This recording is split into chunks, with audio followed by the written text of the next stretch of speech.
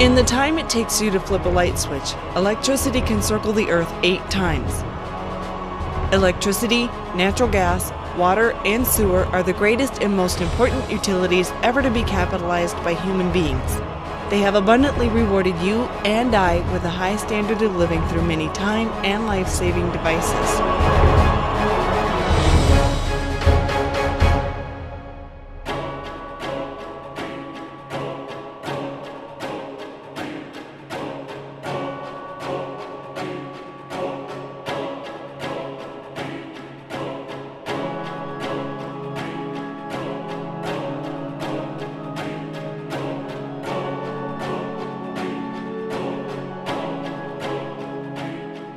Mankind has always utilized and tried to expand upon natural resources such as wind, solar, hydro, and battery power.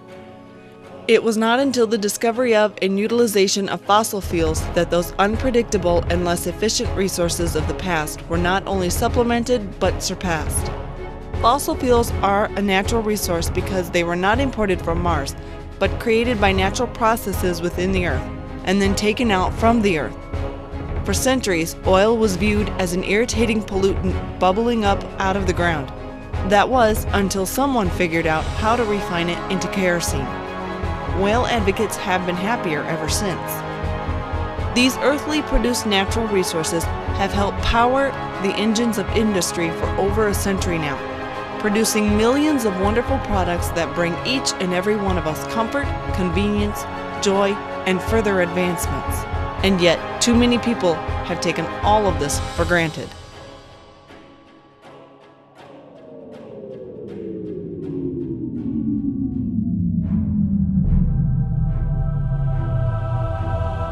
Just 100 years ago, living standards were not as great as they are today. Most people awoke at dawn to a rooster crowing. They then had to light and carry a kerosene lamp in order to see as they walked outside to the outhouse to go potty. Outhouses were bug-infested and sweltering in the summer, and frigid during the winter. If a person was more prosperous, they could turn on a light that was powered by a group of batteries, which were kept charged with gas-powered generators. And then they could see to go potty in a bedpan. Since most people did not have indoor plumbing, water was pumped from a well by wind power, or by hand when there was not enough wind power. More prosperous people used gas engine pumps. Water was then carried inside the house with buckets for washing dishes, clothes, and bathing. In order to have hot water, it had to be heated on a wood, coal, or kerosene burning stove, and then dumped into the tub. Cooking food and heating homes was also accomplished by burning wood, coal, or kerosene. Food production was very labor-intensive and involved horses, mules, and almost half of the U.S. workforce. Since there was no refrigeration, butter and milk was kept cool in sealed containers within a box that was inside a large cement room, pumped with cool water flowing through the box. Most people walked or used horses to travel. If they were well off, they may have had a new invention, an internal combustion engined car. Still, all travel was slow and could be miserable, especially during bad weather. Overall, the life expectancy was roughly 47 years.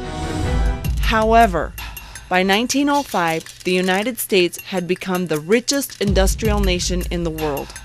With only 5% of the Earth's continental land area and merely 6% of the world's population, the American people were producing over half of the world's products: food, clothing, houses, transportation, communications, and luxuries.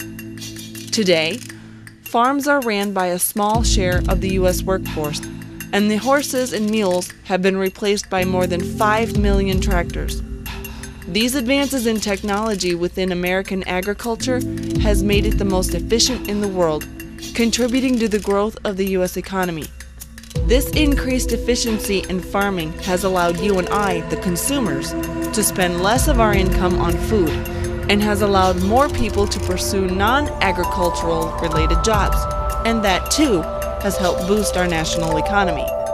From 1915 through 1997, the infant mortality rate declined 90%, and the maternal mortality rate declined almost 99%. For babies born in 2006, the average life expectancy will be 78 years. Needless to say, American industry, innovation, and exceptionalism has greatly improved nutrition, medicine, and access to health care.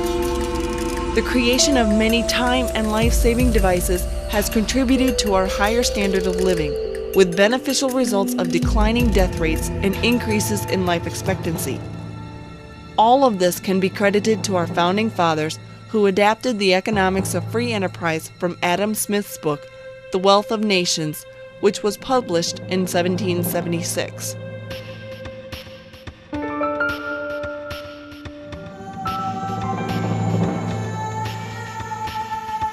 Free enterprise is called free for a reason.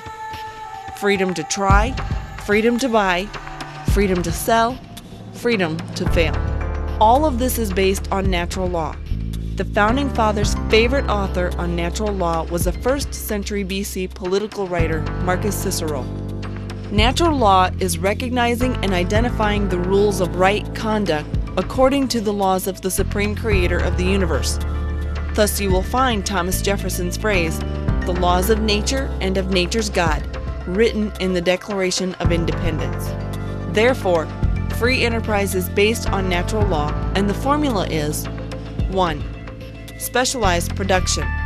Let each person or corporation of persons do what they do best. 2. Exchange of goods takes place in a free market environment without governmental interference in production, prices, or wages. 3. The free market provides the needs of the people on the basis of supply and demand, with no government-imposed monopolies. 4. Prices are regulated by competition on the basis of supply and demand. 5. Profits are looked upon as the means by which production of goods and services is made worthwhile. And 6. Competition improves quality, increases quantity, and reduces prices. In spite of the overwhelming facts of over 200 years of American success, progress, increased prosperity for all, and longer and healthier lives, politicians and activists have used fear factors to scare millions of people into believing that capitalism and our industrial technology is poisoning the water, soil, and air. Their constant drumbeats keep pounding the message that if we don't make radical changes now, we will destroy the earth and we will all die. Most Americans are sincere and really do care about the environment. Common sense and reason alone says we all want our water, soil, and air to be pristine and free of pollutants. And many beneficial regulations have been implemented to deal with the problems. But how many Americans do you know who have died from the plague, malaria, food or water poisoning, smallpox, cholera, or any other environmental killers that is problematic in other countries? How many Americans do you know with respiratory illness from burning wood or dung in poorly ventilated houses like those in Africa? We all must start reading between the lines.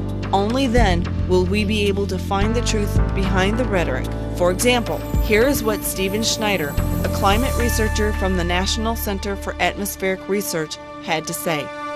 We have to offer up scary scenarios, make simplified, dramatic statements, and make little mention of any doubt we have. Each of us has to decide what the right balance is between being effective and being honest.